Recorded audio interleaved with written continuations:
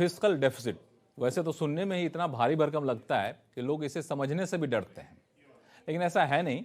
आपने एक पुरानी कहावत सुनी होगी, आमदनी अठन्नी खर्चा रुपया। दरअसल फिस्कल डेफिसिट इसी का अंग्रेजी नाम है एक तरीके से। आमदनी से जितना ज़्यादा खर्चा होता है उसे फिस्कल डेफिसिट कहते हैं। मान लीजिए कि सरकार की आमदनी 10 लाख करोड़ रुपए है और खर्चा 12 लाख करोड़ रुपए हो गया, तो रकम के हिसाब से देखें तो 2 लाख करोड़ रुपए ज़्यादा खर्च हुआ और ये फिस्कल डेफिसिट कहलाएगा।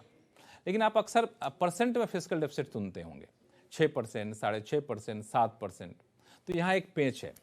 दरअसल आमदनी के मुकाबले जितना ज़्यादा खर्च होता है उस रकम को जीडीपी से तुलना की जाती है और ये देखा जाता है कि फिस्कल डेफिसिट की रकम जीडीपी का कितना परसेंट है। मान लीजिए कि जीडीपी 100 लाख करोड़ रुपए का है और जैसा कि ऊपर के एग्जांपल हमने देखा कि 2 लाख करोड़ रुपए ज़्यादा खर्च हो रहा है आमदनी के मुकाबले, तो हम 100 लाख करोड़ रुपए के जीडीपी से 2 लाख करोड़ रुपए के अतिरिक्त खर्च को देखेंगे, ये 2% होता है। तो यहाँ हम कहें कि फिस्कल डेफिसिट 2% का हुआ। लेकिन हमारे मन में एक सवाल उठा, आपके मन में उठा होगा कि जब हम आप फिस्कल डेफिसिट में जाते हैं, यानी आमदनी के मुकाबले खर्चा ज़्यादा कर लेते हैं, तो कई लोग ताना देने लग जाते हैं, अनाप शनाप खर्चा करोगे तो यही होगा, खर्चा पे कोई कंट्रोल नहीं होगा तो यही होगा, ना समझ है, पता नहीं कब समझेगा। लेकिन सरकार का क्या, वहाँ भी तो यही हाल है। सरकार में बड़े बड़े आईएएस अधिकारी बैठते हैं, दिग्गज इकोनॉमिक एडवाइज़र होते हैं, छोटे छोटे खर्च करने से पहले लंबी बैठकें करते हैं, फिर भी खर्चा आमदनी से बहुत ज़्यादा हो जाता है। सोच भी नहीं पाएंगे आप, वो 16.5 लाख करोड़ रुपए का सालाना खर्चा ज़्यादा हो जाता है आमदनी के मुकाबले। ये पिछले साल सरकार ने खुद बताया था।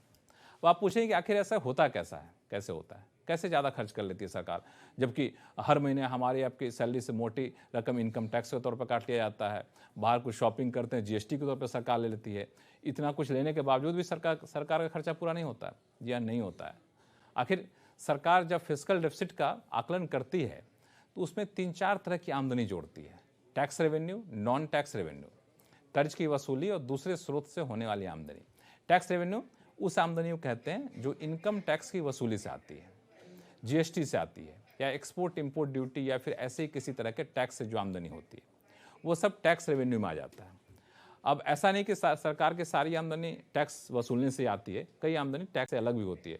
जो सरकार कर्ज देती है उस पर ब्याज मिलता है, कंपनियां डिविडेंड देती हैं, विदेशों से अच्छा खासा ग्रांट मिलता है, ये सब नॉन टैक्स रेवेन्यू में आ जाता है।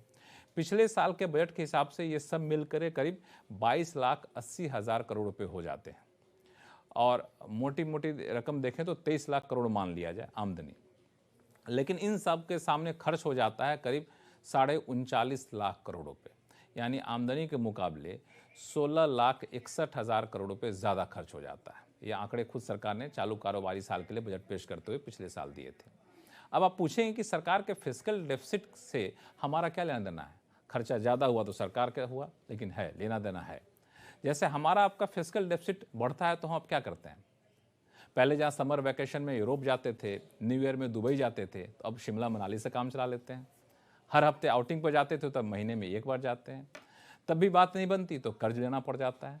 यही हाल सरकार का भी है। अगर फिस्कल डेफिसिट बढ़ता है तो सरकार खर्च पर कंट्रोल करती है, राहत देने से बचती है, पेट्रोल डीजल पर टैक्स नहीं घटाती है, तब भी बात नहीं बनती है तो उधारी यानी बोरोइंग करती है।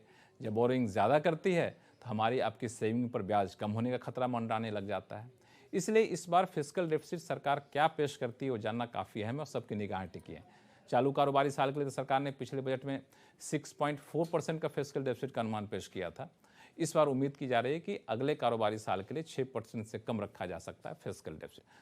और फिस्कल डेफिसिट के साथ साथ एक शब्द और आप सुनते होंगे, वह रेवेन्यू डेफिसिट। ये भी फिस्कल डेफिसिट से ही मिलता जुलता मामला है। दरअसल सरकार के अलग अलग विभागों को चलाने में, सर्विस देने में, कर्ज पर ब्याज चुकाने में, सब्सिडी देने में, यहाँ तक कि राज्य सरकार को ग्रांट देने में जो खर्च होता है उसे रेवेन्यू एक्सपेंडिचर कहते हैं। और जब ये रेवेन्यू एक्सपेंडिचर सरकार के टैक्स और नॉन टैक्स रेवेन्यू से होने वाली आमदनी से ज़्यादा हो जाती है तो उसे हम रेवेन्यू डेफिसिट कहते हैं। यानी रेवेन्यू डेफिसिट के रेवेन्यू रिसिप्ट के मुकाबले जो रेवेन्यू एक्सपेंडिचर ज़्यादा होता है वो रेवेन्यू डेफिसिट कहलाता है। चालू कारोबारी साल के लिए 3.8% रेवेन्यू डेफिसिट का अनुमान रखा गया है। तो ये तो बहुत महत्वपूर्ण आंकड़े हैं, फिस्कल डेफिसिट, रेवेन्यू डेफिसिट, जिसका बजट के दौरान हम लोग खास ख्याल रखते हैं।